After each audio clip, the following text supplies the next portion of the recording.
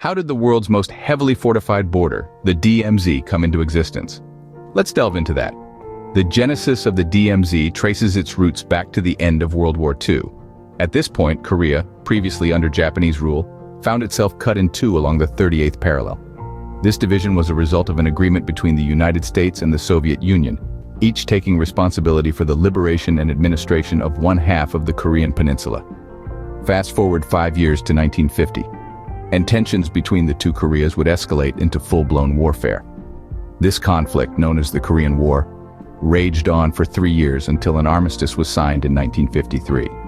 It was this armistice agreement that led to the establishment of the DMZ, a 2.5-mile wide buffer zone stretching across the peninsula.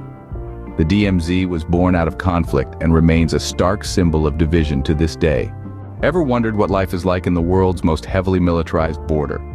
Now you might be thinking, barbed wire fences, landmines, machine gun nests, and the constant tension of a potential war. Yes, all of these elements do exist in the demilitarized zone, or the DMZ, the buffer region between North and South Korea. However, there's another side to this notorious border that often goes unnoticed. Imagine a place, untouched by human activity, for more than half a century. A place where nature has reclaimed its territory, where wildlife roams free, and where the ecosystem thrives.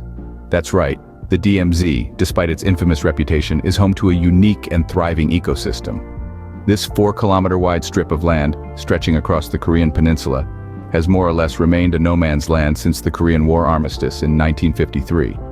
Over the decades, the absence of human interference has allowed nature to reclaim its territory, turning the DMZ into a haven for wildlife.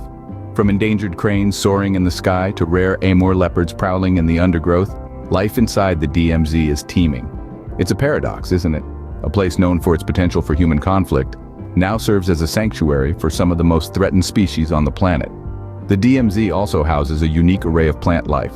With no agricultural practices or urban development to disturb them, rare plants have flourished. This unexpected greenbelt, ironically, is one of the most biodiverse regions in Asia. So, the next time you hear about the DMZ, remember, it's not just a symbol of division and conflict, it's a place where life finds a way, where nature thrives amidst the remnants of human warfare.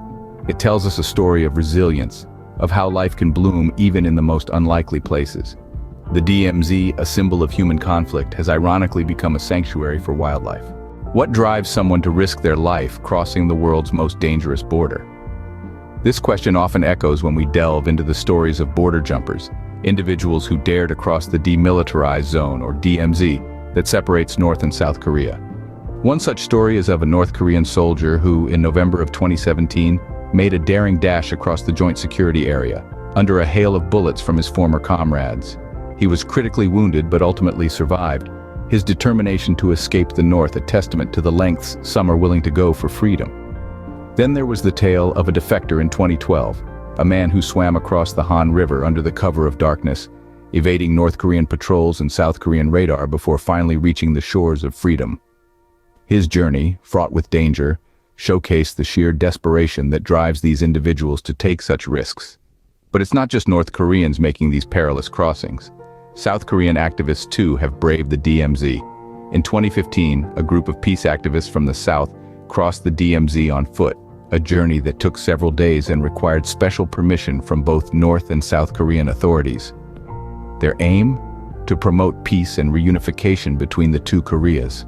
These stories of border jumpers, each unique yet echoing similar themes of desperation and determination, offer a human perspective on the division of the Korean peninsula. They highlight the lengths to which people will go for freedom, for peace, or simply for a chance at a better life. Each story serves as a stark reminder of the human cost of this division, a cost that is all too often overlooked amidst the political posturing and military standoffs. They underscore the reality of a divided Korea, where crossing a line in the sand can mean the difference between life and death. The stories of these border jumpers highlight the desperation and determination of those affected by the division. What happens when leaders of nations divided by the world's most fortified border meet face to face? This is not a hypothetical question, but a real-life event that took place in 2018. The place? The demilitarized zone, the DMZ, a strip of land serving as a buffer between North and South Korea. That year, an unprecedented meeting occurred. North Korean leader Kim Jong-un and South Korean President Moon Jae-in met, marking the first time a North Korean leader had crossed into South Korean territory since the Korean War. This was no ordinary meeting, and the location was certainly no ordinary venue. The DMZ, a symbol of division and conflict, transformed into a stage for diplomacy and dialogue. The two leaders engaged in discussions about denuclearization and peace treaties, their conversation echoing around the world. This meeting was a significant step in inter-Korean relations and the global political landscape. But the surprises didn't stop there. A mere few months later, another unexpected event shook the world. US President Donald Trump, on a visit to South Korea, took an impromptu detour to the DMZ. There he met Kim Jong-un, a meeting that marked the first time a sitting US president had set foot in North Korea. This was not a planned summit with a prepared agenda. It was a spontaneous, symbolic gesture that broke decades of protocol. While it didn't result in any significant policy changes, it did send a powerful message to the world. The potential for dialogue and negotiation, even in the face of long-standing conflict, is always present. These meetings, while momentous, were not magical solutions to the Korean conflict. They were, however, important signals of the potential for diplomacy and peace. The DMZ, a place of tension and division, became, even if momentarily, a place of conversation and hope. These historic meetings at the DMZ have offered a glimmer of hope for peace on the Korean peninsula. As we look to the future, we can't help but wonder what other surprises this unique piece of land might hold. What role does the DMZ play in today's geopolitical landscape? That's a question we often find ourselves pondering. The Demilitarized Zone, or DMZ, is more than just a buffer between North and South Korea. It's a living symbol of the Cold War, a stark reminder of ideological divisions that still persist. Even as we speak, the DMZ continues to play a pivotal role in ongoing negotiations between North and South Korea. It's a platform where dialogues occur, where peace treaties are proposed, and where differences are hopefully reconciled. It's a stage where the international community can witness firsthand the struggle and the aspiration for a unified Korean peninsula. But let's not forget the DMZ is also a place of continued tensions. Every so often we hear news of skirmishes, of shots fired across the border, of defectors braving the treacherous no-man's land. These incidents are grim reminders that, despite the strides made towards peace, the Korean peninsula is still a powder keg waiting to explode. Yet, amidst this tension, there's an undercurrent of hope.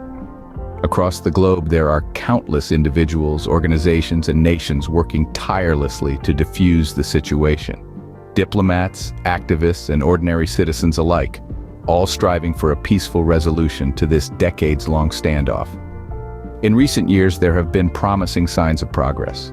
Talks between North and South have resumed, and there's a renewed commitment from both sides to pursue peace. The DMZ, once a symbol of division, could very well be the birthplace of a new era of unity and cooperation on the Korean peninsula. So, when we consider the role of the DMZ today, it's not just about the military standoff or the political wrangling. It's about the human story. The story of a divided nation yearning for reunification. The story of millions living under the shadow of conflict, and their collective dream of a peaceful tomorrow. The DMZ stands as a reminder of past conflicts and the ongoing quest for peace. Its future is uncertain, but as long as the dream of peace endures, the DMZ will continue to be a beacon of hope, a testament to the resilience of the human spirit in the face of adversity. So, what have we learned about the DMZ? In our journey through time, we've discovered the origins of the Demilitarized Zone, a stretch of land acting as a buffer between North and South Korea since the armistice in 1953.